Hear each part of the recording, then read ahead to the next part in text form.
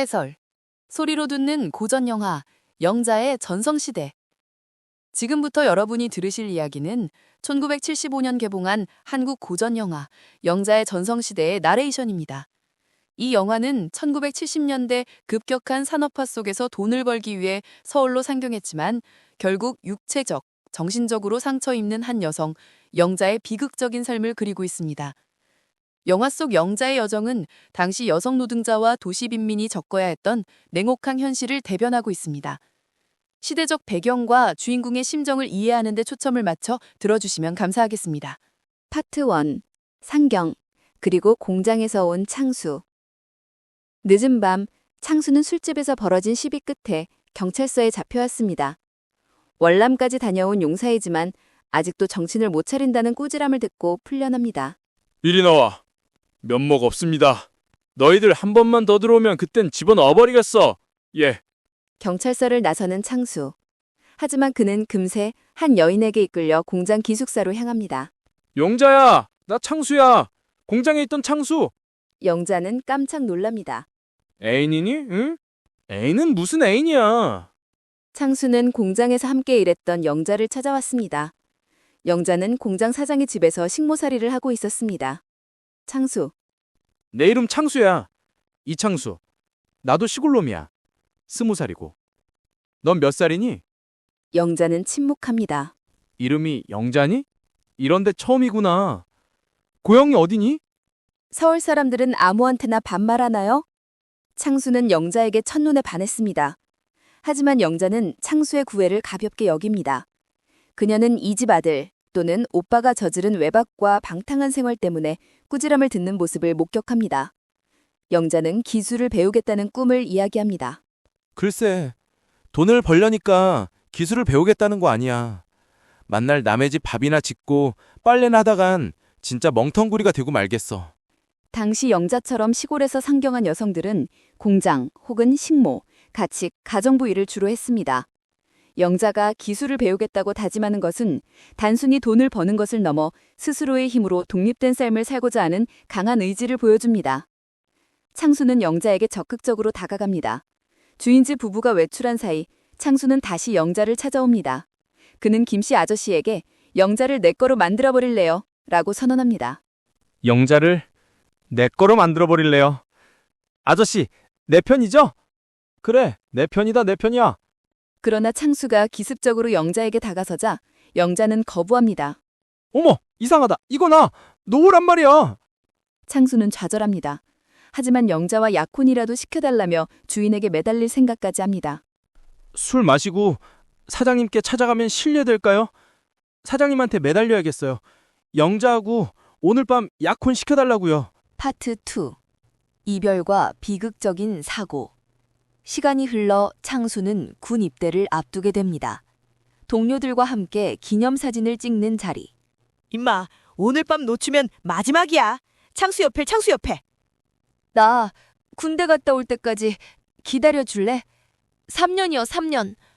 난 서울에 연애하러 온 게 아니란 말이에요. 난 돈 벌러 온 거란 말이에요. 창수 씨가 참 좋은 사람인 줄은 잘 알아요. 근데 왜 저 같은 걸 좋아하세요? 더 예쁘고 더 좋은 여자들이 참 많은데. 영자는 창수의 마음을 거절하고 돈을 벌어야 한다는 목표를 다시 한번 강조하며 그를 떠납니다. 이후 영자는 계속해서 새로운 일자리를 찾습니다. 하지만 기술이 없던 그녀에게 일은 쉽지 않았습니다. 동료 덕내는 기술보다는 좋은 남자를 잡으라고 충고하지만 영자의 의지는 확고합니다. 여자가 기술 가져봐야 팔자만 드셀 뿐이라고. 그저 제일 좋은 기술은 그럴듯한 논팽이 하나 골라 잡는 게 이상 없다고. 싫어. 그건 싫어. 난 기술을 배워서 평생 혼자 살고 싶어. 영자는 운전 공부를 하겠다고 나섰다가 주변의 놀림을 받기도 합니다. 야, 넌 만지는 게 싫으면 집에 가서 소뚜껑 운전이나 해. 제가 운전 공부하려는 걸 어떻게 아세요? 소뚜껑 운전이나 하라고, 이런. 소뚜껑 운전수가 뭐예요? 소뚜껑 운전은 당시 여성들이 집에서 밥을 짓는 일을 비하적으로 이르는 말이었습니다.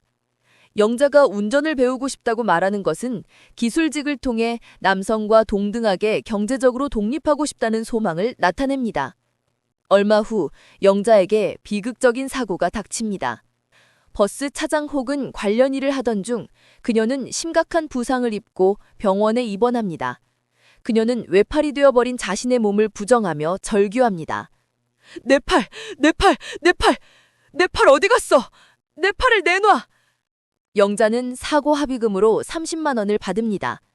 그녀는 이 돈으로 미장원을 차리겠다는 언니의 제안을 거절하고 자신의 팔을 잃은 아픔을 숨긴 채 돈을 벌어야 하는 이유를 편지로 씁니다. 우선 30만 원 받아두시고요. 동생들한텐 돈 걱정 말고 공부만 잘하라고 해주시고요. 공부를 해서 잘난 사람 돼야 고생을 안 한다는 걸 가르쳐 주세요. 이 돈을 가족에게 보냄으로써 영자는 자신의 희생을 정당화하고 동생들에게 더 나은 미래를 열어주고자 합니다. 해설 파트 3 돌아온 창수 그리고 영자의 희생. 내레이션. 군 제대 후 양복점을 차리려던 창수는 우연히 목욕탕에서 영자가 일하고 있다는 소식을 듣습니다. 때밀이로 일하던 영자는 사고 후 돈 때문에 원치 않는 일을 하게 됩니다. 영자가 사고 후 겪게 되는 상황은 1970년대 도시 빈민 여성들이 생존을 위해 극단적인 선택을 할 수밖에 없었던 사회상을 보여줍니다. 그녀는 돈을 벌겠다는 일념 하나로 가족을 책임지려 하지만 결국 몸을 팔게 되는 비극적 현실에 놓입니다. 영자야! 창수는 자신의 양복점 자본금으로 모았던 피땀 흘려 번 돈을 영자에게 쏟아붓기 시작합니다. 그는 영자를 그곳에서 빼내고 싶었지만 영자는 이미 깊은 수렁에 빠져 있었습니다. 창수는 영자를 매일 찾아가 다른 손님을 받지 못하게 합니다. 예, 창수야. 정신 똑바로 차려. 그 돈이 어떤 돈인데 그런 애들한테 쓰겠다는 거냐? 군대에서 제대하고 피땀 흘려 번 돈.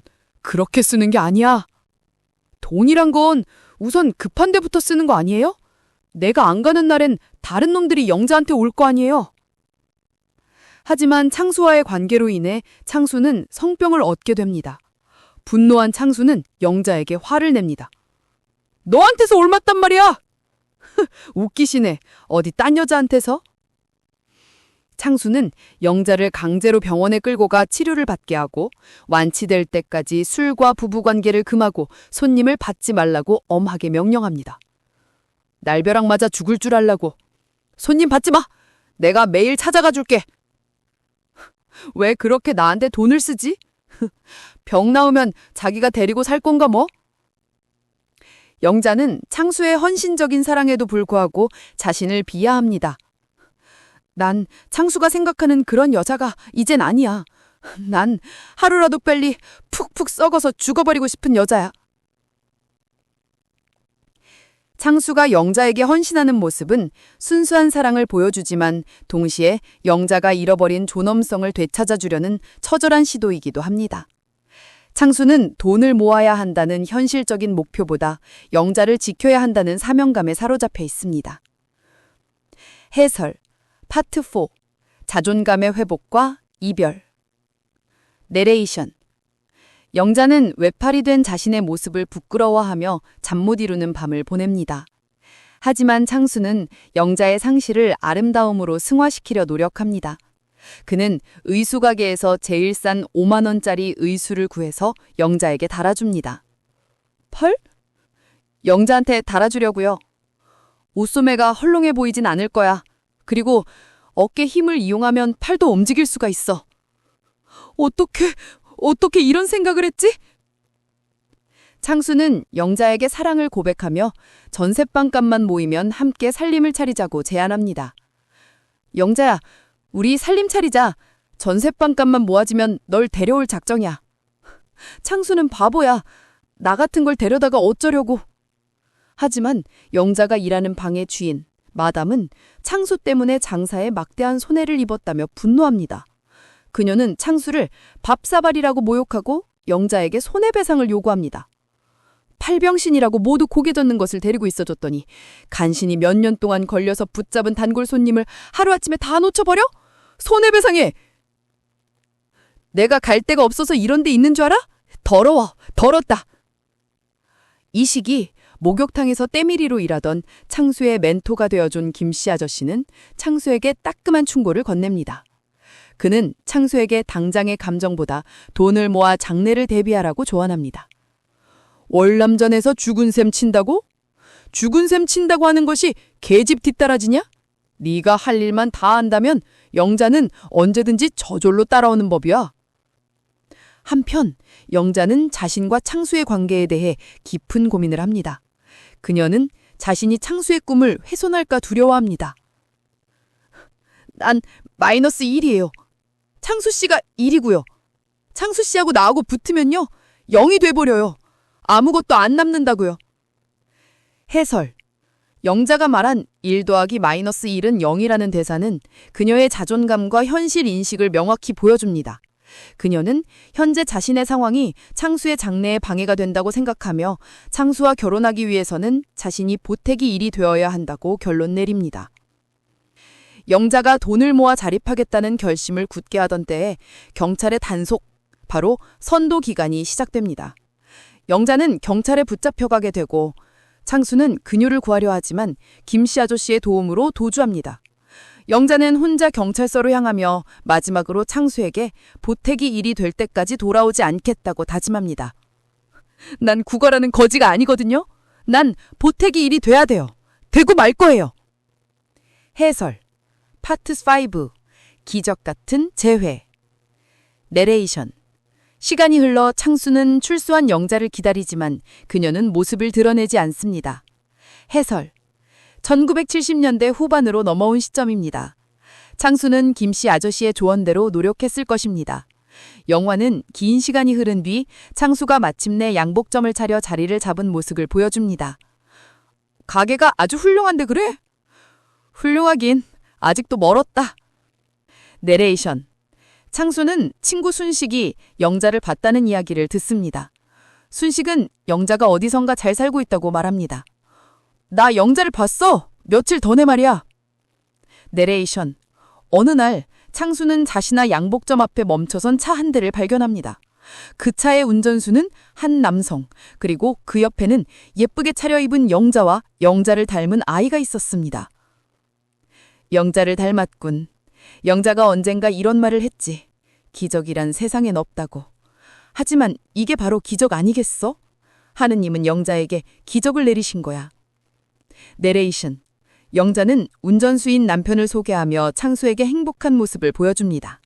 그녀는 자신이 이루고자 했던 기술을 가진 남성과 가정을 이루고 보태기 1이 될 삶을 살고 있었습니다. 우리 애 아파해요. 소개할게요. 아니, 저 인사는 나중에 할게. 오늘은 그냥 갈게. 잘 있어? 창수는 잠시 충격을 받지만 영자의 남편은 창수에게 반갑게 인사를 건넵니다. 우리 인사합시다. 이창수입니다. 반갑습니다. 아까 보자마자 창수 씨인지 알았습니다. 요즘 날씨가 많이 풀렸죠? 우리 한번 신나게 달려볼까요? 영자의 남편은 창수에게 시내까지 함께 가자고 권유합니다. 두 남자는 함께 차를 몰고 시내를 향해 떠납니다. 영자는 몸을 팔아 돈을 벌고 팔을 잃는 고통을 겪었지만 결국 자신의 의지대로 기술을 가진 남성과 가정을 이루고 사회적 지위를 회복했습니다. 창수는 비록 영자와 함께하지 못했지만 그녀를 향한 순수한 사랑을 통해 결국 자신의 장래, 즉 양복점을 이룩했습니다. 영화는 두 주인공 모두에게 전성시대는 과거의 고통을 잊고 일어선 현재의 삶임을 보여주며 마무리됩니다. 지금까지 소리로 듣는 고전 영화였습니다. 감사합니다.